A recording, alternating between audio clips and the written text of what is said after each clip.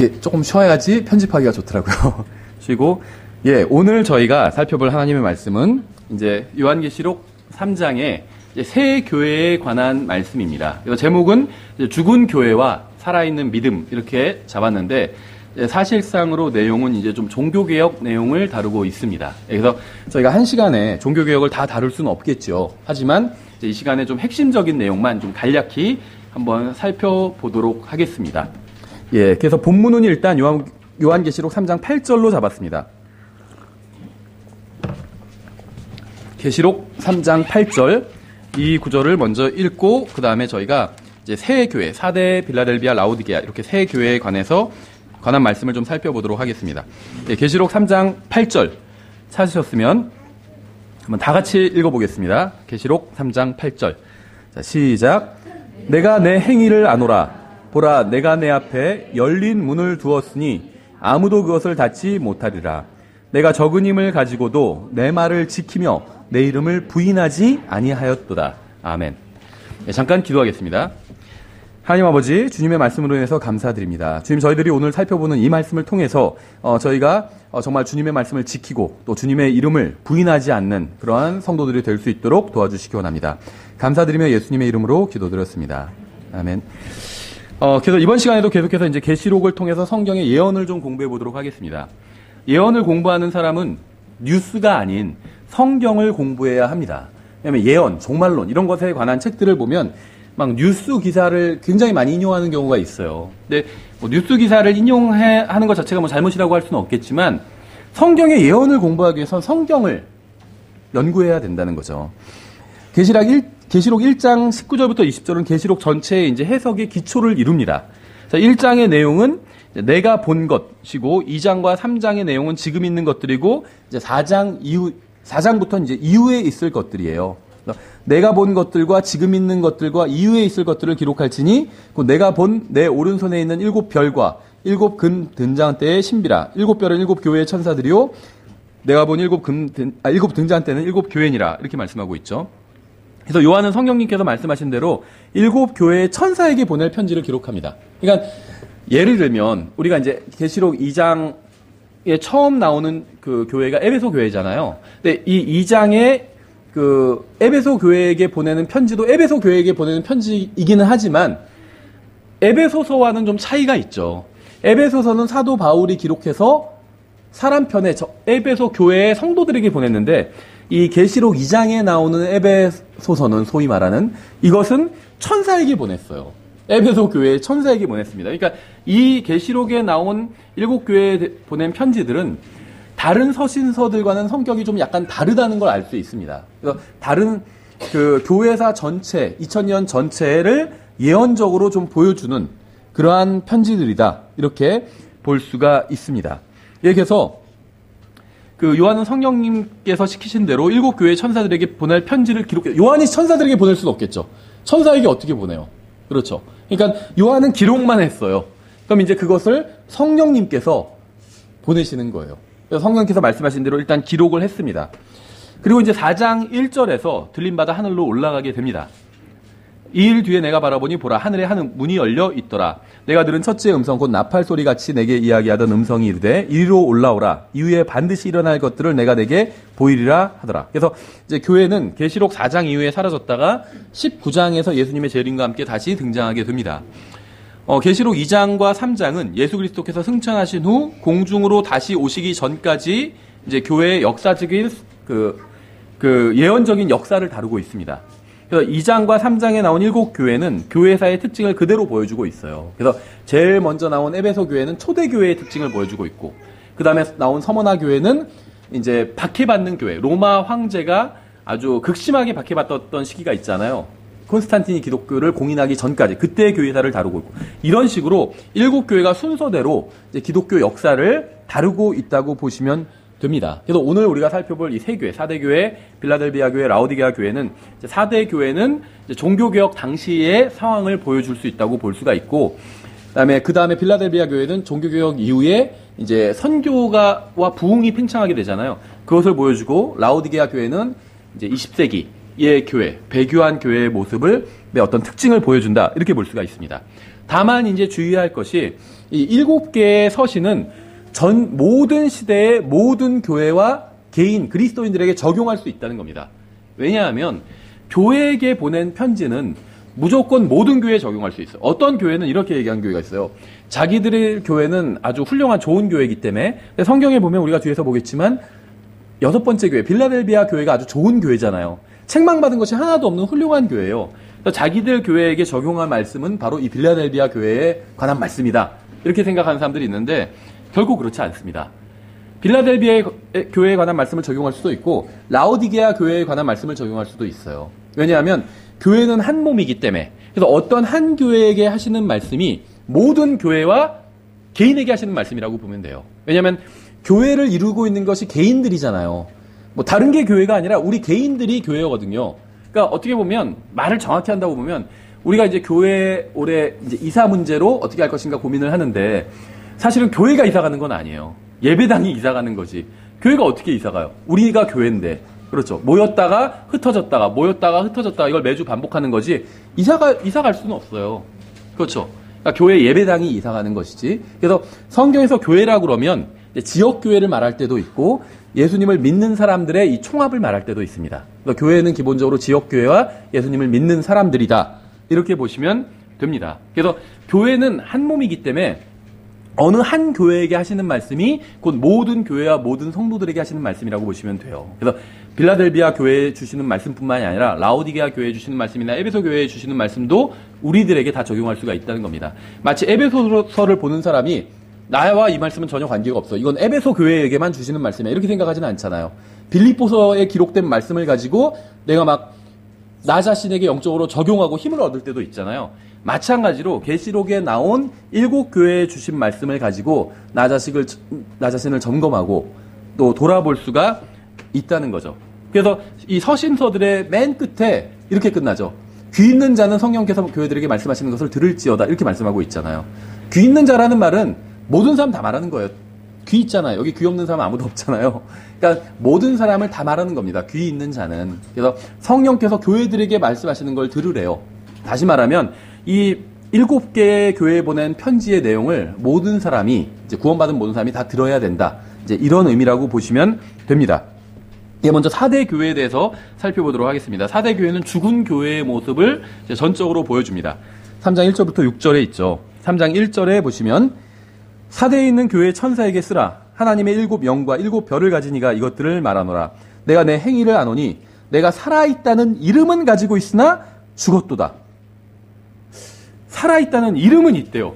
이름은 살아있어요. 죽어있어요. 그렇죠. 모르겠어요. 생태가 이런 걸까요? 살아있는 생선이잖아요. 이름이 생태, 살아있다는 거잖아요. 근데 죽어있죠. 실제로는 생태가.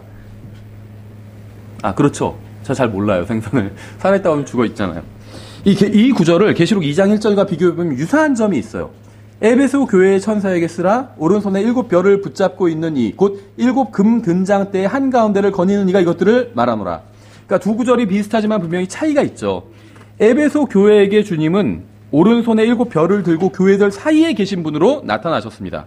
그런데 이제 4대 교회에게는 7 영과 7 별을 가진 분으로 나타나 있어요. 이게 이제 한국말로는 약간 좀 차이가 분명하지 않은 것 같은데 영어로는 조금 더 차이가 쉽게 드러납니다. 무슨 말이냐면 에베소 교회에게는 별을 붙잡고 있다고 말씀하셨어요. 그렇죠? 근데 4대 교회에게는 별을 가지고 있다고 말씀하고 있습니다.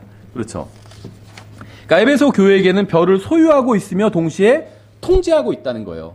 예를 들면 내가 어느 걸 가지고 있는데 그걸 지금 붙잡고 있어요. 그럼 내가 소유하고 있을 뿐만 아니라 통제하고 있다는 건데 이제 4대 교회는 별을 소유하고 있긴 하지만 이게 주님의 소유예요. 하지만 붙들고 있지는 않은 상황인 겁니다. 그러니까 뭔가 문제가 좀 심각하게 벌어진 상태라는 거죠. 그래서 두 교회에 주신 말씀이 유사하지만 다른 이유는 분명합니다. 4대 교회도 에베소 교회처럼 행위가 있었어요. 둘 다 행위가 있었다고 말씀하시죠. 하지만 그들은 살아있다는 이름을 가지고 있지만 죽은 자들이다. 이렇게 주님께서 평가하고 계시다는 거예요. 여기서 우리는 이제 교회사에 관해서 좀 생각해 볼 필요가 있습니다. 중세의 교회는 교회라는 이름은 가지고 있었죠. 하지만 영적으로 어떤 면에 있어서는 완전히 죽은 상태에 있었어요. 중세에도 물론 진실하게 예수님을 믿는 사람들이 있었지만 이제 어떤 기독교의 이름을 겉으로 차지한 것은 로마 가톨릭 교회였죠. 그럼 온갖 악한 짓들을 자행했습니다. 그렇죠. 자신들과 믿음이 다르다고 해서 사람을 죽이고, 갖은 잔인한 방법으로 고문해서 죽이고, 또 그뿐만 아니라 어떤 면죄부를 판매하기도 하고, 예를 들면 그런 일도 했다는 거죠. 잘못된 일들. 사실은 지금도 면죄부 판매하고 있어요. 구매할 수가 있어요. 여러분들이 그 가톨릭 쇼핑몰에 가시면 면죄부 팔아요. 지금도. 구매할 수가 있어요. 어쨌든지 간에, 그러니까 지금도 변하지 않았다는 거예요. 가톨릭 교회는. 어쨌든 간에 완전히 부패하고 그런 썩은 모습을 가지고 있었던 종교죠. 근데 이제 그래서 이제 개혁자들이 등장하게 되죠. 이 가톨릭 종교를 한번 개혁해보자. 개혁이란 말이 영어가 어떤 면에서 좀 쉬운 것 같아요. 리폼이잖아요. 리폼한다 이런 말 하잖아요. 완전히 뜯어 고치는 거예요. 아버지가 입으셨던 예를 들면 양복을 내가 체형이 안 맞기 때문에 리폼해서 입는다 하면 완전히 뜯어 고쳐서 입는 거잖아요. 완전히 로마 가톨릭 종교를 완전히 뜯어 고치려고 시도를 했습니다. 그러니까 종교개혁자들은 다른 말로는 종교개혁자를 프로테스탄트라고 부르잖아요. 그러니까 종교개혁자다 하면 리포머고 프로테스탄트라고 하면 항의하는 자들입니다. 같은 사람들을 가리키는데 약간 좀 뉘앙스가 다르죠. 개혁한다는 건 완전히 뜯어 고친다는 거고 항의한다는 건 항의했다는 거예요, 말 그대로. 그러니까 제가 뭐 여러 번 예를 들었지만 일본이 예를 들면 뭐 독도 망언, 위안부 문제 망언 이런 거 가끔 할 때가 있잖아요. 자발적으로 위안부 한 거다. 예를 들면 독도 우리 땅이다. 일본이 그렇게 얘기할 때가 있잖아요. 그럴 때 어떻게 하죠? 우리가 일본을 완전히 뜯어 고치나요? 그렇게는 못하죠. 예, 과거에 어떤 대통령은 뭐 버르장머리를 고치겠다 했는데 못 고쳤죠. 항의만 하잖아요. 항의 서한 전달. 그렇죠. 뭐 대사 통해서 항의하고. 근데 항의는 아무것도 아니에요. 어떤 의미에 있어서 항의했다는 거예요. 누가 마음에 안 들어서 제가 항의했어요. 그 사람에게. 그 사람이 콧방귀도 안 낄 수도 있어요. 그렇죠. 그러니까 항의한 것과 뜯어 고친 건 완전히 다르죠. 그러니까 종교개혁자들이 처음에 의도한 건 로마 카톨릭이라는 종교를 뜯어 고치려고 했어요. 완전히 다. 근데 결국 그게 실패했다는 거죠. 그러니까 나중에는 항의만 하고 나왔어요. 항의 성안을 전달했습니다. 뭐 요즘 아니면 뉴스에 자주 나오는 뭐 우려했습니다. 이런 말. 아무것도 아니에요. 우려했다는 건 그렇죠. 혼자 걱정했다는 거지.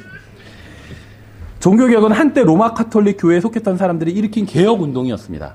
그러니까 이 종교개혁자들은 전 뭐 폄하하는 게 아니에요. 그냥 팩트만 말씀드리는 거예요. 이게 장단점이 있어요. 뭐 누구나 공과 과가 있죠. 이 종교개혁자들은 로마 카톨릭 교회에 속한 신부들이었어요. 루터 마찬가지고 칼빈 마찬가지. 다 카톨릭 소속의 신부들이었습니다. 그래서 카톨릭 교회 내에서 카톨릭을 개혁하려고 했던 사람들입니다. 어느 정도 훌륭한 사람들이었어요. 그들은 로마 카톨릭 교회를 떠나지 않은 채 그 안에서 그 종교 체계를 개혁하려고 했어요. 그러니까 이게 참 잘못됐기 때문에 이걸 고쳐서 써야겠다 이렇게 생각한 겁니다. 근데 나중에는 고쳐서 쓰려고 보니까 도저히 고쳐지지가 않아서 그냥 버린 거죠. 우리가 그럴 때가 있잖아요. 저도 그럴 때가 있어요. 어떤 물건을 처음에는 내가 고칠 수 있을 줄 알고 고쳐서 써봐야겠다 했다가 손을 대서 더 망가져서 그냥 나중에 싹 버려버리는 경우도 있어요. 괜히 시간만 낭비했다 하고. 그러니까 종교개혁자들의 입장이 그거였다는 거예요. 처음엔 고쳐서 쓸 수 있다고 생각했습니다. 손을 댔는데 못 고쳤어요. 그래서 결국에는 떠난 거죠. 카톨릭 교회를. 개혁자들은 카톨릭 교회를 떠나서는 구원이 없다는 거짓 교리를 평생 배워왔어요. 그러니까 이 사람들이 왜 우리가 생각할 때 그 정도 카톨릭 교회가 잘못했으면 진작 떠날 것이지 이렇게 생각하잖아요. 근데 왜 처음에 떠나지 못하고 그 안에서 고쳐서 쓰려고 했냐 하면 이 개혁자들은 제가 말씀드린 대로 이 종교 개혁자들 이 리더들은 다 신부 출신이에요. 그러니까 평생 카톨릭 교육을 받은 사람들입니다. 어려서부터. 그러니까 평생 카톨릭 교리로 세뇌된 사람들이에요. 근데 카톨릭 교리 중에 핵심적인 것이 무엇이냐면 교회를 떠나서는 구원받을 수 없다. 이런 교리가 있어요. 이건 성경에 전혀 없는 교리입니다. 근데 교회를 떠나서 구원받을 수 없다고 하는데 거기서 말하는 교회는 카톨릭 교회예요. 그러니까 모든 이단이 주장하는 거예요. 교회를 떠나서는 구원받을 수 없는데 여기서 말하는 교회는 바로 우리 교회다. 이렇게 얘기하는 겁니다. 그게 모든 교회예요. 한번 이단 종파한테 물어보세요. 당신들 교회, 당신들 집단 외에 거기 가지 않아도 구원받을 수 있냐? 다 구원받을 수 없다고 할 거예요. 우리 교회에 오지 않아도 구원받을 수 있습니다. 그렇게 말하는 사람들이 있다면 이단은 아니에요. 거기는. 네. 우리 교회 밖에서도 구원받을 수 있어요. 오히려 저희 교회 같은 경우에도 우리 교회 밖에서 다 구원받고 온 사람들이에요. 그렇죠? 우리 교회 바뀌어서 구원은 교회와는 관련이 없어요. 구원받은 사람이 교회로 그리스도의 몸 안으로 들어가는 거지 어느 교회에 오면은 구원받게 된다 이런 건 없습니다. 구원은 예수 그리스도를 통해서 받는 거예요. 가톨릭 교회는 또 구원이 없고 개신교회도 구원이 없고 독립침례교회도 구원이 없어요. 성경대로 믿는 교회도 구원이 없습니다. 구원은 예수 그리스도 안에만 있어요. 그래서 구원받고자 한다면 교회 안으로 들어오는 것이 아니라 예수님 안으로 들어가야 됩니다. 그럼 구원을 받아요. 그리고 나서 이제 교회는 예수님을 바르게 섬기는 것과 관련이 있습니다. 구원받은 사람이 모여서 예수님을 바로 섬기는 게 교회예요. 물론 구원받지 않은 사람이 교회에 나오는 거 괜찮죠. 잘못됐다는 게 아닙니다. 하지만 구원받기 위해서 교회에 나온다면 구원받지 못할 수도 있다는 겁니다. 교회엔 구원이 없기 때문에. 구원받고자 하는 사람은 예수님을 만나야 돼요. 내가 좀 구원받고 싶다 나도. 사람들이 구원 그런 얘기를 하는데 나도 구원받고 싶다 이렇게 생각하시는 분은 뭐 교회를 다녀보면서 구원받아야겠다. 구원받지 못할 수도 있어요. 예수님을 만나야 돼요. 예수님에 대해서 알아야 됩니다. 그분이 어떤 분인지. 그럼 구원받을 수 있어요.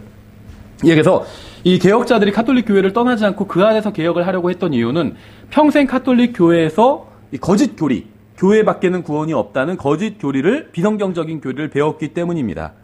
그래서 그들은 평생 가톨릭 사제가 집전하는 어떤 미사와 또 세례를 받고 그래야만 구원받을 수 있다. 이렇게 배워왔어요. 로마 가톨릭 교리 중에 7성례라고 있거든요. 그래서 이제 세례부터 시작해서 나중에 종부성사까지 끝나요. 그래서 영화 보면은 죽기 전에 막 신부를 찾잖아요. 왜냐면 신부가 와서 그 종부성사를 해줘야지 지옥에는 안 가요, 최소한. 그래서 신부를 찾을 수밖에 없는 겁니다. 그러니까 평생 그게 진리다. 이렇게 배운 사람들이에요. 그래서 신부에게 고해성사를 하고 종부성사를 해야만 구원받을 수 있다고 배웠습니다. 이 개혁자들이 평생. 그래서 죽은 후에도 후손들이 헌금을 해주어야 연옥에서 빠져나올 수 있다고 배웠습니다. 그러니까 로마 가톨릭 교리에 의하면 어지간한 성인, 그 가톨릭 교회에 막 성자들이 있잖아요. 그런 사람들만 천국에 가고 악한 사람들은 물론 지옥에 가죠. 그럼 어지간한 가톨릭 교인들은 다 연옥 가요. 그럼 그 다음에 어떻게 해야 되냐? 남아있는 가족이 열심히 헌금을 해줘야 됩니다. 그래야지 연옥에서 이제 탈출할 수가 있어요. 그러니까 연옥은 지옥도 아니고 천국도 아닌 그런 곳인데 성경에는 없어요. 그런 곳은. 천국 아니면 지옥이지 성경에 그런 곳이 없는데 가톨릭에서 만든 교리죠. 그래서 이러한 세뇌로 인해서 로마 교회에서 빠져나올 생각을 하지 못하고 그 체계의 불합리한 점과 몇 가지 비성경적인 점을 개혁하면 문제가 해결될 수 있지 않을까 이렇게 생각을 했습니다. 개혁자들은 가톨릭을 개혁하려고 했지만 자신들이 권력을 잡은 지역에서는 자신들의 교리에 따르지 않는 사람들을 가톨릭이 박해했던 것처럼 동일하게 박해했어요. 그렇죠. 그러니까 미국에 메이플라워 홀을 타고 간 사람들이 이제 다양한 사람들이 갔는데 이제 그 중에서 이제 한 축을 이루던 사람들이 바로 이 개혁자들이었죠. 개혁자들은 사람들이 이제 미국 역사를 잘 모르는 사람들은 종교의 자유를 찾아서 미국으로 갔다 이렇게 생각하는데 절대 그렇지 않아요. 그러니까 우리가 생각하는 일반적인 종교, 내가 믿고 싶은 거를 다 마음대로 믿을 수 있는 그런 대륙에 간 거다 이렇게 생각하는데 절대 그렇지 않습니다. 그 사람들이 간 이유는 유럽에는 가톨릭 세력, 유럽은 물론 종교개혁 이후에 이제 북유럽 국가들이 다 가톨릭으로부터 떨어져 나가게 되잖아요. 그러니까 가톨릭의 절반이 개신교로 떨어져 나가게 돼요. 근데 그럼에도 불구하고 이제 개신교의 어떤 신앙생활을 마음대로 하기에는 좀 한계가 있었습니다. 특히 남부 유럽, 아직 개신교 국가가 되지 않은 국가들에선 개신교의 신앙생활을 할 수가 없다는 거죠. 그래서 그 사람들이 미국으로 가서 개신교 왕국을 만들러 간 거예요. 그래서 가톨릭을 떠났지만 가톨릭이 구대륙을 지배하던 방식으로 신대륙을 지배하기 위해서 또 다른 종교 국가 체계를 만들기 위해서 미국으로 신대륙으로 떠난 것입니다. 그래서 자기들은 가톨릭 지역에서 박해를 받았죠. 구대륙에서. 그런데 신대륙에 와서 똑같이 박해요. 자기들과 신앙이 다른 사람을 똑같이 박해한다는 거죠. 그러니까 종교의 자유를 찾아서 간 것이 아니라는 거예요. 종교 왕국, 개신교 왕국을 만들기 위해서 신대륙으로 간 거예요. 개신교의 종교 개혁은 로마 가톨릭주의와 절연한 것이 아니라 가톨릭 교회와 절연한 거예요. 그러니까 이제 이렇게 보셔야 돼요. 가톨릭 교회가 있고 그 가톨릭 교회에서 실행하는 가톨릭주의가 있어요. 캐톨릭시즘. 그렇죠. 근데 로마 가톨릭 교회, 그 개신교는 가톨릭 교회는 떠났어요. 그런데 가톨릭주의는 그대로 가지고 간 거예요. 떠나지 않았다는 겁니다. 그래서 체계가 있어야 돼. 가톨릭주의. 교황이 있고 추기경이 있고 주교가 있고 신부가 있고. 개신교 어떻게 하는지 아세요? 교단의 총회장이 있어요. 임원들이 있고 개교의 목사들이 있어요. 신부가 있는 거죠. 그게 가톨릭주의예요. 그것은 그대로 가져와 버렸다는 거예요. 성경에 그런 게 어디 있어요? 총회장이 어디 있고 교단이 어디 있어요? 성경에. 그러니까 그건 카톨릭 체계인데 카톨릭 교회를 떠나면서 카톨릭 체계는 그대로 가져왔다는 겁니다. 이게 개혁자들의 문제였다는 겁니다. 개혁자들은 로마 카톨릭 교회와 결별한 후에도 로마 카톨릭 교회의 교리와 실행 중 상당 부분은 그대로 가지고 갔습니다. 4대 교회는 종교개혁 시기의 기독교계를 상징적으로 보여줍니다. 주님께서는 그들이 분명히 행위가 있다고 하셨지만 완전하지 않다고 하셨어요. 카톨릭 교회를 떠난 건 행위잖아요. 그건 좋은 행위였습니다. 완전하지 않았어요. 왜냐하면 그대로 갖고 왔기 때문에 카톨릭 체계를. 그렇죠. 마치 야곱이 라반을 떠난 건 잘한 거지만 라반이 섬기던 신들을 그대로 훔쳐왔잖아요. 그래서 완전하지 않았던 거예요. 그 행위가. 개혁자들이 가톨릭으로부터 분리되어 나온 것은 잘한 거지만 가톨릭의 교리 중 상당히 중요한 교리들은 그대로 가지고 나온 것으로 인해서 그들의 개혁 행위는 완전하지 못하게 되었습니다. 그래서 개혁자들은 가톨릭처럼 성경 어디에도 없는 유아 세례를 줘요. 성경에 유아 세례가 어디 있어? 믿는 사람이 침례를 받는 거잖아요. 베프티즘을 받는 거예요. 믿는 사람이. 그런데 믿지도 않는 아이에게 침례나 세례를 준다는 거예요. 그런 게 성경에 어디 있어요? 그건 가톨릭 교회에 있는 거예요. 이교도 신앙에 있는 것이고 그거를 그대로 개신교회에 가져고 옵니다. 그러니까 뭐냐면 가톨릭 교회는 떠났지만 가톨릭 체계는 떠나지 않았기 때문에 유아 세례를 가지고 와요. 또 카톨릭처럼 성례나 예식을 통해서 사람이 거룩해질 수 있다고 믿지만 이건 성경 어디에도 없는 이단교리예요. 사람이 거룩해지는 방법은 예수 그리스도를 통한 방법뿐이 없어요. 주님의 말씀대로 살고 주님의 피를 의지해서 주님 앞에 용서를 받고 주님의 말씀대로 사는 것, 이거 외에는 사람이 거룩해질 수 있는 방법이 전혀 없습니다. 무슨 가운을 입거나 무슨 주의 만찬을 하거나 침례를 받거나 아니면 예식을 한다고 해서 사람이 거룩해지는 게 아니에요. 그건 다 상징적으로 보여주는 겁니다. 그건요, 사람이 거룩해지는 문제에 있어서는 아무것도 아니에요.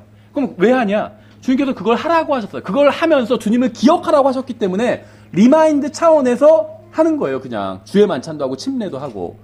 주의 만찬이나 침례는 사람이 구원받고 거룩해지는 것과는 전혀 관계가 없습니다. 근데 로마 카톨릭에선 주의 만찬이 이게 실제적인 어떤 그 사람이 거룩해지는 과정이라고 설명을 해요. 이걸 뭐라고 하면 화채설이라고 합니다. 뭐냐면 우리가 주의 만찬 때 빵을 떼잖아요. 이 빵은 그냥 빵이에요. 아무것도 아니에요. 다 떼고 남으면 버려도 됩니다. 근데 로마 카톨릭은 신부가 기도를 하면, 말하면 주문을 외면 이 빵이 진짜 예수 그리스도의 몸으로 변한다는 거예요. 중세 카톨릭은 이거 갖고 논쟁을 많이 했어요.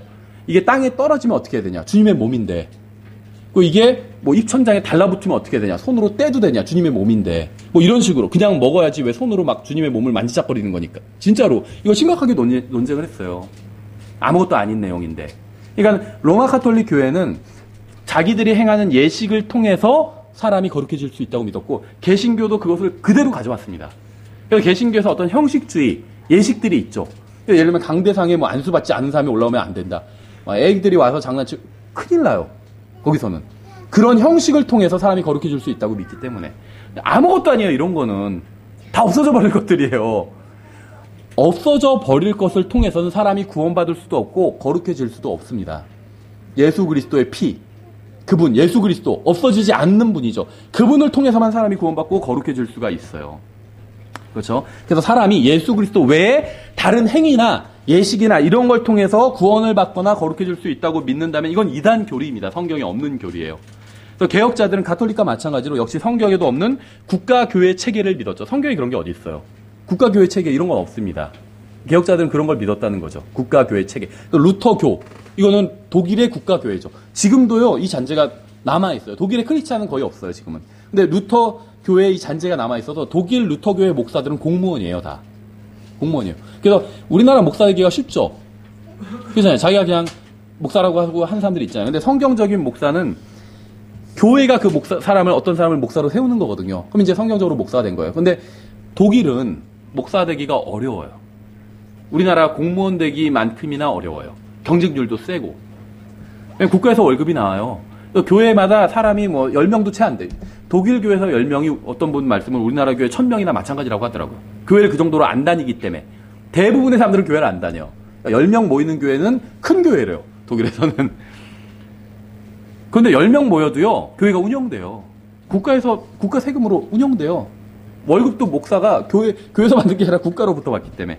그러니까 이런 국가교회 체계는 비성경적인 겁니다. 성경에 없어요, 그런 것들은. 로마 카톨릭의 잔재라는 거죠. 근데 예수님께서 하신 중요한 말씀이 있죠. 네가 살아있다는 이름은 가지고 있으나 죽었도다. 가톨릭과 개신교도 모두 기독교인이라는 이름을 사용하긴 하지만 그들 중에 예수님을 자신의 구원자로 믿고 구원받은 사람은 많지 않습니다. 그들은 자신들이 기독교적이라고 생각하며 살아있다고 생각하지만 실상 주님 앞에서 죽은 자들이었어요. 예수님을 한 번도 자신의 개인의 구원자로 받아들인 적이 없기 때문에 죽으면 즉시 지옥에 간다는 거예요. 영원한 생명을 가지고 있지 않다는 겁니다. 자기들이 교회 생활하고 신앙 생활하고 종교 생활하고 봉사를 하니까 헌금도 많이 하니까 살아있다고 생각한 거예요. 근데 실제 죽어 있는 거예요. 그렇죠. 구원은 말씀드린 것처럼 개신교 체계나 카톨릭 체계 안에 있지 않습니다. 예수 그리스도 안에 있어요. 예수님을 믿어야 나의 개인의 구원자로 받아들여야 구원받는 거지 어떤 교회 다닌다고 해서 구원받는 게 아니에요. 이거는 킹제임 성경 믿는 교회도 마찬가지예요. 아무리 대단한 훌륭한 교회를 다닌다 해도 바른 성경을 믿는 바른 교리를 가르치는 바른 교회에 다닌다 할지라도 예수님을 개인의 구원자로 받아들인 적이 없으면 그건 구원받지 않은 거예요. 그렇죠.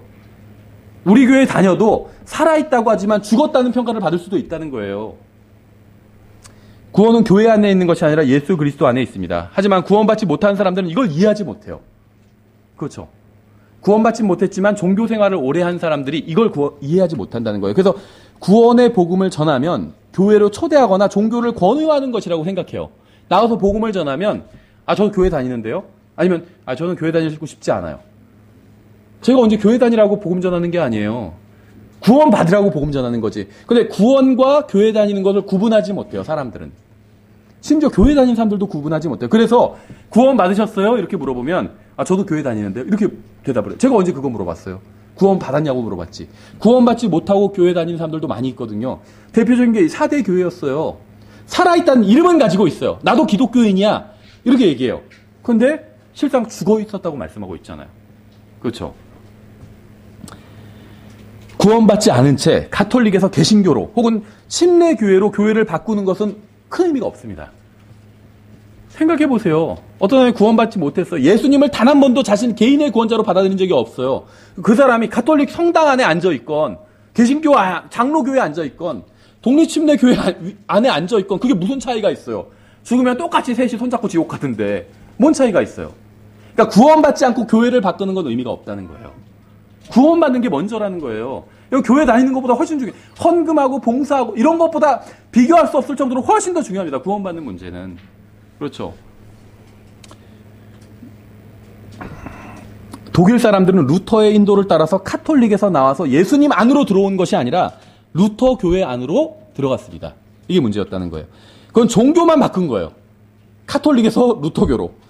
지금은 그나마 남아있던 루터 교인들도 상당수 다시 가톨릭 교회로 돌아갔습니다. 오스트리아, 이탈리아, 스페인, 포르투갈 이런 남부 유럽의 상황은 훨씬 더 좋지 않죠. 그들은 가톨릭을 아예 떠난 적도 없어요. 그러니까 위클리프의 잉글랜드나 존 낙스의 스코틀랜드나 루터의 독일과 현재의 상황은 별로 다르지 않습니다. 죽은 개신교는 이러한 종교개혁의 아버지들의 명성에 기대어서 자신들의 교회를 자랑하지만 선조들의 성경이나 선조들의 하나님에 관해서는 아는 것이 별로 없어요. 장로교회 하면 뭐 자랑한 줄 아세요? 우린 정통이다. 칼빈을 따랐다. 그렇죠. 칼빈이라고 하면 이건 정통으로 통해요. 우리나라 보통 장로교회에서. 그러니까 자랑하는 게 이제 선조들의 신앙을 자랑해요. 뭐 예를 들면 또 신사참배 안 했다. 우리는 선조들의 자기가 신사참배 안 한 건가요? 선조들의 신앙을 자랑해요. 근데 문제는 선조들이 믿었던 하나님과 선조들이 믿었던 성경에 대해서는 전혀 몰라요. 장로교회가 무슨 성경을 사용했어요? 제네바 성경 사용했어요. 제네바 성경은 킹제임 성경의 모태가 된 6 성경 중에 하나예요. 그렇죠. 개신교회는요, 킹제임 성경의 모태가 된 성경들을 사용했고, 개신교회들을 100년 전에 다 킹제임 성경 사용했어요. 그러니까 개신교회에서 예수님을 제대로 믿었던 교회들, 다 킹제임 성경 사용했어요. 배교하기 전에 교회들은. 근데 지금은 킹제임 성경 사용하지 않죠. 개혁 성경 사용해버려요. 그러니까 장로교회다, 우리 칼빈의 후예다, 누구의 후예다, 존 웨슬리의 후예다, 감리교회. 이렇게 자랑하는데, 그들이 평생 믿고 전했던 성경, 그들이 믿었던 하나님에 대해서는 관심이 없어요. 알지도 못하고. 그렇죠. 그래서 그들은 자신들이 기독교인이라고 하지만 범법과 죄들 가운데 그냥 그대로 죽어 있을 뿐입니다. 물론 종교개혁이 부정적인 면만 있는 것은 결코 아니죠. 하나님의 거룩하신 영께서는 인간의 불완전함에도 불구하고 이 시기에도 여전히 일하셨습니다. 그래서 이 시기에 믿음으로 오르게 되었다는 이신칭의 교리가 이제 성경의 이런 교리와 또 성경의 일부 진리들이 가톨릭과 개신교 같은 종교 체계 안에서도 선포가 되었습니다. 하지만 많은 사람들이 자신의 마음속에서 일하시는 성령님의 역사도 경험하지 못한 채 정치적인 동기로 가톨릭을 떠나 개신교로 합류했어요. 그러니까 독일의 루터의 종교 개혁도 정말 종교적인 면만 있었던 게 아니라 정치적인 면이 다분히 많이 있었습니다. 왜 제후들이 루터 종교 개혁이 성공할 수 있었던 이유가 뭔지 아세요? 루터 독일 자체가 떨어져 나왔잖아요. 가톨릭으로부터. 제후들이 협력해 주었기 때문이에요. 근데 제후들이 왜 협력해 주었을까요? 그 종교개혁 당시의 독일은 후진국이었어요. 지금 선진국이지만. 르네상스가 문의 부흥이요. 남부 유럽에 의해서 100년, 200년이 뒤쳐져요. 북유럽이. 지금은 북유럽이 선진국이고 남유럽이 후진국이지만 그때는 반대였다는 거죠. 그런데 그 당시에 세금은 똑같이 부과했어요. 성 베드로 성당을 가톨릭이 짓는데 교황이 세금을 똑같이 부과했다는 거예요. 그러니까 일본이나 캄보디아나 똑같은 세금을 부과했다는 거예요. 그러니까는 북부 유럽에선 불만이 나올 수밖에 없죠. 그쪽의 제후들이. 그때 루터가 이론을 가지고 나와서 가톨릭으로부터 떨어져 나가도 우리가 신앙생활하는데 별 문제가 없다. 이렇게 이론을 정립시켜 준 거예요. 그러니까 제후들이 루터를 지지해 주었습니다. 그래서 종교개혁이 성공할 수 있었다는 거예요. 루터의 종교개혁이 어느 정도는. 그러니까는 정치적인 동기로 가톨릭을 떠나서 개신교로 합류했습니다. 많은 사람들이. 성령님께서 내면에서 하시는 역사도 경험하지 못한 채 정치적인 동기만으로 세금을 피하기 위해서 예를 들면 가톨릭 교회를 떠났다는 거예요. 그래서 많은 사람들이 진리를 사랑해서가 아니라 로마 교회를 증오해서 가톨릭을 떠났습니다. 그러니까 개신교인들이 로마 교회를 떠난 이유는 구원받고 진리를 깨달아서가 아니라 로마 교회가 그들의 재산을 빼앗아가고 가축을 끌어가고 아들을 잡아가고 아버지를 살해했기 때문에 그래서 로마 가톨릭을 떠난 거예요. 그래서 그들은 가톨릭을 증오했고 가톨릭을 떠나서 하늘나라에 갈 수 있는 길이 있다면 당장이라도 그 길로 가고 싶어 했던 거죠. 그때 개혁자들이 나타나서 가톨릭 밖에서도 구원받을 수 있다고 주장했어요. 그렇죠? 가톨릭을 떠나서도 유아세례나 성례를 할 수 있다고 가르쳤습니다. 우리가 해줄게 이렇게 나온 거예요.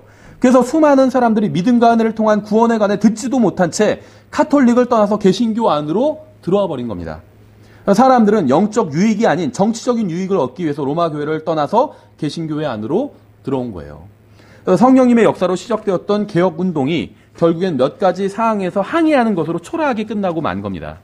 루터 교인들은 정치적인 이득을 취하기 위해서 가톨릭 교인들과 전쟁을 치렀고 상대방을 죽였습니다. 가톨릭에서도 봐라, 얘네들은 진실한 애들이 아니다. 세금 피하기 위해서 정치적인 목적으로 가톨릭 교회에 떠난 거다. 이걸 많이 써먹었어요. 가톨릭 교회 내에서. 그러니까 어떤 정치적인 이유로 상대방을 죽이는 것, 나와 믿음이 다르다고 해서 상대방을 죽이는 것. 로마 가톨릭 교회도 개신교인들을 죽였고, 문자 그대로 개신교인들도 가톨릭 교인들을 죽였습니다. 실제적으로. 이러한 행위는 신약성경에서 말씀하시는 기독교와는 거리가 먼 거예요. 성경 어디서 내가 믿는 것처럼 믿지 않는다고 해서 상대방을 몰살하라는 그런 말씀이 어디 있어요? 성경 어디에? 신약성경 어디에? 그런 말씀은 없어요. 이러한 그러니까 종교개혁은 로마 가톨릭을 개혁하려고 했지만 결국 실패한 자들의 항의, 프로테스트로 끝났습니다. 이들은 종교를 개혁하려고 했지만 결국 그 한계를 벗어나지 못하고 또 다른 종교 체계를 만들었습니다. 그들은 개혁했다고 하나 실패해서 항의만 한 자들이죠. 그들은 살아있다고 하나 죽은 자들이었어요. 그리고 이것이 바로 4대 교회의 상태였습니다. 로마 교회와 개신교회는 많은 면에서 교리적으로 유사합니다. 한쪽에는 교황이 있고 교황이 있다는 정도만 다르지 진짜 핵심적인 교리는 유사한 게 많다는 거예요. 예정론.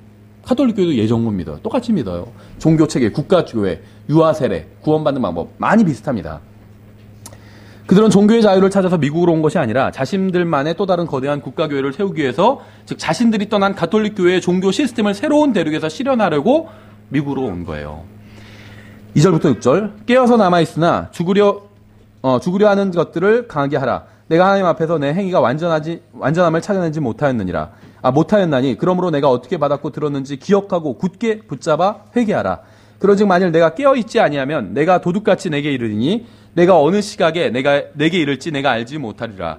사대에도 자기 옷을 더럽히지 아니한 몇 이름이 내게 있어 그들이 흰옷을 입고 나와 함께 걸으리니 그들은 합당한 자들이니라. 이기는 자 곧 그는 흰옷을 입을 것이요 내가 그의 이름을 생명책에서 지워버리지 아니하고 그의 이름을 내 아버지 앞과 그분의 천사들 앞에서 시인하리라. 귀 있는 자는 성령께서 교회들에게 말씀하시는 것을 들을지어다. 여기서 우리는 몇 가지를 자문해 볼 필요가 있습니다. 우리는 지금 자신이 기독교인, 그리스도인이라고 주장하면서 교회에 다니는 사람들에 대해서 살펴보고 있죠.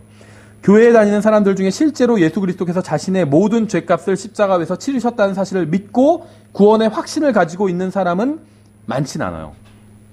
70%도 안 될 거예요. 미국의 그 근본주의 아니면 성경대로 믿는 기독교에서는 미국 전체 기독교인 중에 구원받은 사람은 1% 정도로 봐요. 1%. 우리나라는 아마 전 더 적을 거라고 봅니다. 1% 미만이 되지 않을까 이렇게 봐요. 어떤 분은 10% 보시는 분도 있지만 그보다 훨씬 적을 거예요. 그래서 구원받았느냐고 물으면 교회에 다닌다거나 침례를 받았다거나 아니면 세례를 받았다거나 아니면 자신이 집사나 장로라고 하거나 아니면 아내나 남편이나 아버지가 집사나 장로나 목사라고 대답을 하는 사람들도 있어요. 구원이 뭔지 모르기 때문에 이런 대답을 하는 거예요. 자신이 그리 큰 죄를 지은 적이 없다거나 그래도 다른 사람에 비하면 나쁜 사람이 아니기 때문에 죽으면 하늘나라로 가게 될지도 모른다고 이야기하는 사람들도 있습니다. 어떻게 하면 구원받고 하늘나라에 갈 수 있는지, 다시 태어나는 방법은 무엇인지 알지 못한다면 절대 구원받은 게 아니에요. 어떻게 하면 구원받지? 이거 모르면 절대 구원받은 게 아닙니다. 예수님을 자신의 개인적인 구원자로 받아들인 적도 없으면서 자신이 기독교인이라고 하는 것은 결코 이루어질 수 없는 모순입니다. 불행한 사실은 오늘날에도 기독교인이라는 이름은 가졌지만 실상은 살아있지 못하고 죽은 자들이 너무 많다는 거예요. 종교란에 기독교 이렇게 적긴 하지만 실제 구원받지 못한 사람이 너무 많다는 거예요. 살아있다는 이름은 있어요. 근데 실제는 죽어있다는 겁니다. 오직 소수의 사람들만이 힘을 입고 주님과 함께 걷기에 합당할 뿐이에요. 소수만 구원받았다는 거예요. 교회 다니는 사람 중에. 교회가 언제부터 위험해졌는지 아세요? 미래의 소망이 아닌 과거의 영광에 집착할 때 교회가 무너지기 시작했습니다. 성경의 진리가 아닌 교회의 전통을 붙들면 교회는 이제 세상에서 가라앉기 시작합니다. 왜 수많은 교회들이 죽었는지 아세요? 한때 주님을 열심히 섬기다가 왜 한 세대, 두 세대를 가지 못하고 죽었는지 아세요? 하나님의 말씀이 아닌 전통과 창시자를 붙들고 있기 때문이에요. 그 교회를 세운 목사님, 그 목사님이 신실했죠. 그 목사님만 계속 붙들고 그게 기준이에요. 루터교회는 루터만 붙들어요. 감리교회는 지금도 웨슬리 얘기해요. 카트라이트나 뭐 이런 훌륭한 감리교회 어떤 설교자들 얘기만 합니다. 장로교회 칼빈 얘기해요. 아직도. 자신들의 믿음이 없어요. 칼빈이 가르친 것 여기만 붙들고 있다는 거예요. 그래서 교회가 무너져 내렸다는 겁니다. 이미 오래전에 죽은 창시자는 교회의 생명을 공급해 줄 수 없어요. 아무리 그 사람이 루터, 칼빈, 웨슬리 이런 사람이 훌륭하다 할지라도 그 사람들은 현재 교회의 생명을 공급해 줄 수가 없습니다. 왠지 아세요? 죽었기 때문에. 부활하지도 않았잖아요. 요한 웨슬리는 죽은 지 오래되었고 부활하지 않았기 때문에 감리교회에 생명을 주지 못해요. 마틴 루터 마찬가지예요. 오래전에 죽어서 아직 부활하지 못했기 때문에 루터 교회를 살릴 수 없습니다. 침례인 요한도 머리가 잘려서 죽은 지 오래되었기 때문에 침례교회를 살릴 수가 없어요. 교회를 세운 사람이 누구인지는 중요하지 않습니다. 인간 창시자. 그렇죠. 지금 현재 하나님의 말씀을 붙들고 있지 않다면 과거의 영광은 날개가 아닌 무거운 짐일 뿐이에요. 교회가 생명이 아닌 형식에 집중하면 차갑게 식어버리고 맙니다. 교회가 예수님이 아닌 시스템과 프로그램에 의존하면 위기가 찾아오고 함정에 빠지게 됩니다. 교회가 영적인 것이 아니라 물질적인 것에 집착하면 교회는 덫에 걸려서 죽어가게 됩니다. 우리도 지금 장소 때문에 고민하지만 이게 본질적인 문제는 아니에요. 장소가 좁아서 문제예요. 우리 교회가. 그렇죠? 더 넓어야 되는데 이거보다 더 급하고 더 중요한 문제가 뭔지 아세요? 성도들 개개인이 하나님 앞에서 바르게 서는 거예요. 이게 아니라 장소에만 목을 매면 교회 모든 예를 들면 역량을 교회의 장소를 넓히는 데만 집중하고 성도들은 하나님 앞에서 바르게 서건 말건 이 세상에서 그리스도인답게 살건 말건 신경 쓰지 않는다면 그 교회는 이제 망하는 거예요. 그렇죠. 이름만 남게 돼요. 살아있다는 이름이 있어요. 우리도 성경대로 믿는 교회다. 킹제임 성경 사용하는 교회다. 이름만 남고 사실은 주님께서 보실 때 완전히 죽어있는 교회가 될 수 있다는 겁니다. 그렇죠. 교회가 하나님의 말씀을 선포하고 가르치지 않고 사교 모임으로 바뀌면 거기서 교회의 모든 힘과 능력과 생명은 끝나게 됩니다. 교회에게 생명을 주실 수 있는 분은 예수 그리스도밖에 없어요. 그분의 말씀을 읽고 믿고 연구하고 실행할 때만 성령께서 역사하시며 죽었던 교회가 살아나고 부흥이 일어날 수 있습니다. 함의 관점과 인간의 관점이 완전히 다른 경우가 굉장히 많이 있어요. 서모나 교회는 인간의 관점에선 가난한 교회였죠. 주님의 관점에선 부유한 교회였습니다. 4대 교회는 인간의 관점에선 살아있는 교회였지만 주님의 관점에선 죽은 교회였어요. 빌라델비아 교회는 인간의 관점에선 약한 교회였지만 주님의 관점에선 강한 교회였습니다. 라오디게아 교회는 인간의 관점에선 부유한 교회였지만 주님의 관점에선 가난하고 눈멀고 비참한 교회였어요. 여러분이 속한 교회는 어떤 교회인지 성경을 통해서 하나님의 관점으로 평가해 볼 필요가 있어요. 그러니까 여러분 자신과 여러분이 속한 교회를 하나님의 관점으로 평가해 볼 필요가 있다는 거예요. 우리 교회가 가난한지, 내가 가난한지, 아니면 내가 부자인지, 우리 교회가 부자인지를 인간의 관점이 아니라 하나님의 관점으로 평가해 볼 필요가 있다는 거예요. 여러분의 생각이나 다른 사람의 생각이 아닌 성경에서 여러분과 여러분의 교회가 어떤 사람이고 어떤 교회라고 말씀하시는지 점검해 볼 필요가 있다는 겁니다. 4대 교회는 좀 길게 했어요. 걱정하지 않으셔도 됩니다. 벌써 이렇게 시간이 갔는데 앞으로 2교회 더 어떻게 하나. 예, 이제 빌라델비아 교회와 라오디게아 교회는 좀 짧게 합니다. 위로를 주는 말씀을 전해야 되죠. 사역자는 성도들에게. 3장 7절 보시면 빌라델비아에 있는 교회 천사에게 쓰라. 거룩하니 진실하니 다윗의 열쇠를 가진 이가 이것들을 말하노니 그가 열면 아무도 닫지 못하고 그가 닫으면 아무도 열지 못하느니라. 내가 내 행위를 아노라. 보라, 내가 내 앞에 열린 문을 두었노니 아무도 그것을 닫지 못하리라. 내가 적은 힘을 가지고도 내 말을 지키며 내 이름을 부인하지 아니하였도다. 빌라델비아 교회는 이 빌라델비아 교회 앞에는 완전히 열린 문이 있었습니다. 이 교회 앞에는 장애물도 없었고 거칠 것도 없었고 한계도 없었습니다. 하나님께서는 이 교회 앞에 열린 문을 두셨습니다. 그 이유가 무엇일까요? 이 교회는 인간적인 관점에서 보면 대단한 교회가 아니었어요. 이들은 적은 힘만 가지고 있었습니다. 목사도 아마 대단하지 않았을 거예요. 그다음에 집사도 뛰어난 사람이 아니었을 겁니다. 형제자매들도 전혀 뛰어남이 없는 평범한 사람들이었을 거예요. 그러니까 이들은 적은 능력을 가진 자들이었습니다. 이 면에 있어서는 우리와 똑같죠. 적은 능력을 가진 작은 교회였어요. 하지만 이들은 한 가지 이유로 인해서 하나님의 호의를 입었습니다. 적은 힘을 가진 보잘것없는 교회였지만 가장 중요한 한 가지를 가지고 있었기 때문에 주님께 크게 쓰임을 받았습니다. 그 한 가지가 무엇이었을까요? 바로 주님의 말씀을 지키는 것이었어요. 이게 가장 중요한 겁니다. 그들은 주님의 말씀을 지켰고 주님의 이름을 부인하지 않았습니다. 이게 중요해요. 주님께서 지금 우리를 뭘 보고 계시는지 아세요? 우리가 얼마나 좋은 대학에 가나, 얼마나 좋은 집에 사나, 좋은 차를 타고 다니나, 얼마나 성공하고 이름을 날리나, 이걸 보고 계시지 않았어요. 주님께서 뭘 보고 계시냐면 우리가 주님의 말씀을 지키는지, 주님의 이름을 혹시 부인하진 않는지. 주님의 이름을 부인한다는 게 뭐예요? 우리가 그리스도인이라고 부르잖아요, 스스로를. 그리스도인답게 사는지, 그리스도인이라는 건 그리스도의 사람이라는 거예요. 우리의 이름은 주님의 이름과 관련이 있어요. 우리가 그리스도인이라고 하는 건 그리스도와 관련이 있습니다. 그 이름에 맞게 사는지가 주님의 이름을 부인하는지 아닌지예요. 주님의 이름을 부인하지 않는다 보니까 나는 어디 가서 예수님을 부인하지 않아. 이렇게만 생각하시는 분도 있어요. 물론 그것도 중요하죠. 예수님을 부인하지 말아야 됩니다. 예수님 아세요? 예수님 믿으세요? 하니까 저는 안 믿는데요. 예를 들면 그렇게 얘기하면 안 된다는 거예요. 믿는다고 해야 된다는 겁니다. 근데 그것만 중요한 것이 아니라 실제 나의 삶도 부인하지 말아야 된다는 거예요. 말로는 부인하지 않는데 실제 삶은 예수님 없는 것처럼 살아요. 다시 오지 않는 것처럼 살아요. 그럼 그건 예수님을 부인하는 거예요. 근데 이 빌라델비아 교회는 주님의 말씀을 지켰고 이름을 부인하지 않았습니다. 말씀대로 믿었고 실행했다는 거예요. 그대로 살았다는 거예요. 순서가 굉장히 중요하죠. 주님께서는 빌라델비아 교회를 크게 들어서 쓰셨습니다. 이 시대의 교회는 크게 번성하여 전 세계에 복음을 전했습니다. 그러니까 종교개혁 이후의 교회예요. 그래서 대략 1700년대부터 1900년대까지의 교회라고 보시면 됩니다. 그러니까 1800년대까지, 1900년대 이전까지의 교회, 200년간의 교회라고 보시면 돼요. 이 사람들은 대단한 능력을 가지고 있어서가 아니라 주님의 말씀을 지키고 주님의 이름을 부인하지 않았기 때문에 쓰임을 받았습니다. 그들이 주님을 위해서 대단한 일을 할 수 있었던 이유는 많은 재물이나 재능이나 능력을 가지고 있어서가 아니라 하나님의 말씀을 지켰기 때문이에요. 그러니까 우리도 작은 교회지만 주님을 위해서 큰 일을 할 수가 있어요.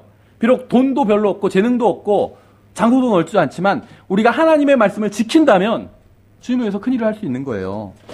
그들은 하나님의 말씀을 지켰고 그로 인해 주님의 이름을 높일 수 있었습니다. 주님께 쓰임받기를 원하시나요? 그럼 한 가지만 하면 돼요. 주님의 말씀을 지키면 됩니다. 그 말씀대로 실행하면 돼요. 그 말씀대로 살면 됩니다. 그럼 주님께서 여러분을 쓰실 거예요. 아무리 돈이 많고 재능이 많고 대단한 능력을 가지고 있다 할지라도 주님의 말씀대로 살지 않는다면 주님께서는 쓰시지 않습니다. 라오디게아 교회처럼. 여러분이 주님의 말씀대로 살면 어떻게 되는지 아세요? 주님께서 여러분을 쓰실 거예요. 우리 자신과 우리 가정과 우리 교회가 주님께 쓰임받는 방법은 우리 자신과 우리 가정과 우리 교회가 주님의 말씀을 지키는 겁니다. 하나님은 여러분의 재능이나 능력이나 지능을 필요로 하지 않으십니다. 주님께서 원하시는 것은 우리가 순종하는 마음으로 주님의 말씀을 지키는 거예요. 세상적인 생각과 기준을 버리고 주님의 말씀을 지키십시오. 그러면 여러분의 인생과 가정과 교회에 놀라운 일이 일어날 거예요. 여러분의 인생과 가정과 교회 앞에 문이 활짝 열리게 될 겁니다. 그렇죠? 9절. 보라, 사탄의 회당에 속한 자들, 곧 스스로 유대인이라 하나 유대인이 아니고 거짓말을 하는 자들이 있는데, 보라, 내가 그들이 와서 내 발 앞에 경배하게 하고 내가 너를 사랑한 줄을 알게 하리라. 이 교회는 인간의 반대를 두려워하지 않았습니다. 실패할 것을 걱정하지 않았어요. 이 교회는 그저 하나님의 말씀을 지키고 그분의 이름을 부인하지 않는 것에만 집중했습니다. 그러나 주님께서 그들의 원수를 직접 상대해 주셨죠. 10절. 내가 나의 인내의 말을 지켰은즉 나도 너를 지켜 시험의 시간을 면하게 하리니 그것은 곧 앞으로 온 세상에 임하여 땅에 거하는 자들을 시험하는 시간이라. 보라, 내가 속히 오리니 내가 가진 그것을 굳게 붙잡아 아무도 내 관을 빼앗지 못하게 하라. 이기는 자는 내가 내 하나님의 성전에서 기둥이 되게 하리니 그가 다시는 나가지 아니하리라. 또 내가 내 하나님의 이름과 내 하나님의 도시 곧 하늘에서 내 하나님으로부터 내려오는 새 예루살렘의 이름을 그 위에 기록하고 나의 새 이름을 그 위에 기록하리라. 귀 있는 자는 성령께서 교회들에 말씀하시는 것을 들을지어다. 그러니까 이 교회는 주님의 인내의 말씀을 지켰습니다. 이들은 굳게 붙잡고 있는 것이 무엇이었을까요? 주님의 말씀이었어요. 그러니까 이들은 힘이나 권력이나 능력이 없었지만 하나님의 말씀을 가지고 있었고 그 말씀을 지키고 굳게 붙들었습니다. 이 교회는 역사적으로는 종교개혁 이후에 이제 교회라고 볼 수가 있죠. 이 시대의 교회들은 하나님의 말씀을 가지고 있었고 그 말씀을 지켰고 굳게 붙들었고 그뿐만 아니라 여러 가지 언어로 번역해서 전파했습니다. 그래서 그 결과 전 세계로 선교사들이 하나님의 말씀을 들고 들어갔고 복음을 전했고 세계 곳곳에서 대부흥이 일어났습니다. 이 시기의 전 세계적인 부흥의 원인은 종교개혁이 아닌 하나님의 말씀에 대한 순종이었어요. 사람들은 죽은 종교와 기독교의 이름으로 자행되는 우상 숭배로부터 지켜준 것은 하나님의 말씀에 대한 믿음과 순종이었다는 거예요.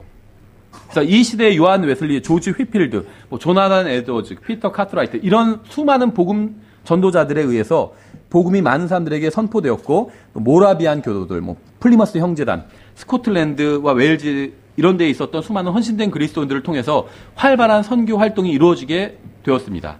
허드슨 테일러, 아도니람 저드슨, 윌리엄 캐리, 존 페이튼 이런 수많은 그리스도인들이 하나님의 말씀과 그 말씀에 대한 믿음을 가지고 수백만의 사람들에게 가서 복음을 전했습니다. 이 시기에 하나님의 말씀을 가르치고 말씀의 사역자들을 양성하기 위해서 하버드, 프린스턴, 예일 이런 대학들이 섰어요. 나중에는 다 배교해버렸지만 이 시기에 조지 뮬러 같은 사람은 하나님의 말씀으로 아이들을 먹이고 훈련시키기 위해서 또 기관을 설립했죠. 그러니까 필라델비아 교회는 주님께 책망받는 것이 전혀 없는 교회였습니다. 그들은 형제를 사랑했고 하나님의 말씀을 지켰습니다. 이 두 가지만 하면요 주님께 책망받을 것이 별로 없게 돼요. 다른 거 다 잘 못해도 형제를 사랑하고 하나님의 말씀을 지키면 책망받을 것이 거의 없게 됩니다. 그리스도의 심판석에서. 그들의 성공 비결은 하나님의 말씀을 믿고 실천하고 사랑했다는 겁니다. 우리도 그들처럼 작고 힘이 없는 교회예요. 하지만 우리 교회에 속한 한 사람 한 사람이 주님의 말씀을 믿고 그 말씀대로 산다면 우리도 그들처럼 온 세상에 하나님의 말씀을 전할 수 있게 된다는 거죠. 우리도 그들처럼 하나님의 말씀을 사랑한다면 우리도 그들처럼 하나님의 말씀으로 세상을 흔들 수 있게 된다는 겁니다. 우리 교회 작은 교회지만 100명도 안 되는 작은 교회지만 우리가 만일 이 빌라델비아 교회 성도들처럼 하나님의 말씀을 지키고 살아간다면 우리도 이 사람들처럼 세상을 흔들 수 있게 된다는 거예요. 우리가요 작은 모임이지만 결코 세상을 흔들기에 작은 무리는 아니라는 겁니다. 단 한 사람이 하나님께 헌신하면 웨슬리가 한 사람이 헌신해서 하나님의 말씀을 믿고 실천하니까 유럽, 미국 대륙을 흔들었잖아요. 마찬가지라는 겁니다. 그렇죠. 감사하게도 하나님의 능력에게는 한계가 없습니다. 우리의 수가 얼마나 작든 우리의 능력이 얼마나 하찮든 상관없이 우리가 주님의 말씀을 기록된 그대로 믿고 그 말씀대로 살며 그 말씀을 지킨다면 주님께서는 우리를 통해서 역사하실 겁니다. 세 번째, 라오디게아 교회는 배교한 교회였습니다. 라오디게아 교회에 대해서 살펴보면 각 교회에 대한 명칭을 보면 에베소 교회, 서머나 교회, 버가모에 있는 교회, 두아디라에 있는 교회, 사데에 있는 교회, 빌라델비아에 있는 교회 이런 식으로 표현하고 있는데 3장 14절에서 라오디게아 사람들의 교회라고 표현하고 있어요. 이 교회는 앞선 교회들과 달리 주님의 교회가 아니라 사람들의 교회였습니다. 주님에 의해서 통치되는 교회가 아니라 사람들에 의해서 통치되는 교회였어요. 이 교회는 하나님의 권위나 능력이 아닌 인간의 권위와 인간의 권리, 인간의 능력이 높임을 받는 교회였습니다. 이 교회는 하나님의 자리를 인간이 차지해버린 교회였어요. 14절에 라오디게아 사람들의 교회 천사에게 쓰라. 아멘이요 신실하고 진실한 증인이요 하나님의 창조를 시작한 이가 이것들을 말하노라. 내가 내 행위를 아노니 내가 차지도 아니하고 뜨겁지도 아니하도다. 나는 내가 차든지 뜨겁든지 하기를 원하노라. 이 교회는 하나님을 미워하지도 않았지만 사랑하지도 않는 교회였습니다. 성경을 싫어하지도 않았지만 또 좋아하지도 않는 교회예요. 이들은 교회를 미워하지도 않았지만 사랑하지도 않았습니다. 이들은 성경을 가지고 있었고 교회에 들어오기는 했지만 읽지는 않았어요. 읽긴 했지만 믿지는 않았습니다. 믿긴 했지만 실천하지는 않았어요. 이 교회는요, 오늘날 대부분의 현대에 존재하는 교회들과 비슷한 교회였어요. 저는요, 심지어 킹제임스 성경을 믿는 교회들과도 굉장히 비슷하다고 생각을 합니다. 성경을, 그렇죠, 읽기도 해요. 가르치기도 하고, 연구도 하고, 믿기도 해요. 실천하지 않으면 이 교회와 다를 바가 없다는 거죠. 그렇죠. 아무리 열심히 읽고 믿고 가르쳐도 실천하지 않으면 그게 무슨 소용이 있겠어요. 그렇죠. 이들은 하나님을 대적하지는 않았지만 하나님을 위해서 살지도 않았습니다. 킹제임스 성경 믿는 이 개신교회, 카톨릭 교회 말할 것도 없고 킹제임스 성경 믿는 교회도 비슷하지 않나요? 어떤 면에서 우리 교회라도 비슷하다고 할 수도 있겠죠. 그렇죠. 하나님을 대적하는 사람 없어요. 우리 교회에서. 하나님을 위해서 살지도 않는다면 이 교회와 비슷하다는 거예요. 오늘날 대부분의 교회들은 존재하기 위해서 존재합니다. 대부분의 교회가 존재하는 이유는 현 상태를 유지하기 위해서요. 수많은 교회의 축복, 그 존재 목적이 복음을 전하고 진리를 선포하기 위해서가 아니라 예배당 건물을 유지하고 교회 직원들의 급여를 주기 위해서 존재합니다. 뜨뜻미지근한 교회라는 거예요. 16절에 그런즉 내가 이같이 미지근하여 차지도 아니하고 뜨겁지도 아니하므로 내가 내 입에서 너를 토하여 내리니 이는 내가 이르기를 나는 부자라 내가 재산을 불렸으니 아무것도 부족한 것이 없다 하면서 내 비참한 것과 가련한 것과 가난한 것과 눈먼 것과 벌거벗은 것을 알지 못하기 때문이라. 이 교회는 하나님의 골치를 썩이는 교회였습니다. 이 교회는 큰 착각을 하고 있는 교회였어요. 자신이 부자라고 생각했고 따라서 아무것도 부족한 것이 없다고 생각했습니다. 성경도 필요 없고 하나님도 필요 없다고 생각했어요. 그러니까 부자들이 구원받지 못하는 건 아니죠. 근데 구원받기가 대단히 힘들어요. 왠지 아세요? 돈이 많기 때문에 성경도 필요 없고 하나님도 필요 없대요. 지금 집이 200평짜리 집에서 사는데 하늘나라에 가면 이거보다 얼마나 더 좋은 곳에서 살까 상상이 안 되는 거예요. 그래서 실제로 그런 이유로 복음을 전하는 사람의 이야기도 들어본 적이 있어요. 누가 복음을 전하니까 집에 또 초인종을 눌렀어요. 하나님의 말씀을 전하러 왔다 보니까 그다음에 이제 돈을 많고 심심하니까 들어오라고 했어요. 복음을 쭉 전했어요. 내가 당신이 전한 이 복음을 믿으면 이거보다 더 좋은 곳에서 살게 됩니까? 이러더래요. 수영장 있고 미국의 얘기예요. 대저택, 비버리 힐즈의 그 대저택. 이거보다 더 좋은 곳에서 살게 됩니까? 전요. 이거보다 더 좋은 곳에서 살 필요성이 없어요. 이러더래요. 안 믿겠다는 거예요. 식사 대접 잘해주고 가라고 하더래요. 거지 취급한 거죠, 한마디로. 이 교회는 하나님, 돈이 많기 때문에 하나님도 필요 없고 성경도 필요 없고 기도도 필요 없어. 돈이 많은데 기도할 필요가 뭐가 있어요? 딱 재정 집사님한테 전화해서 집행하세요. 그러면 되는 거지. 뭔 기도가 필요 있어요.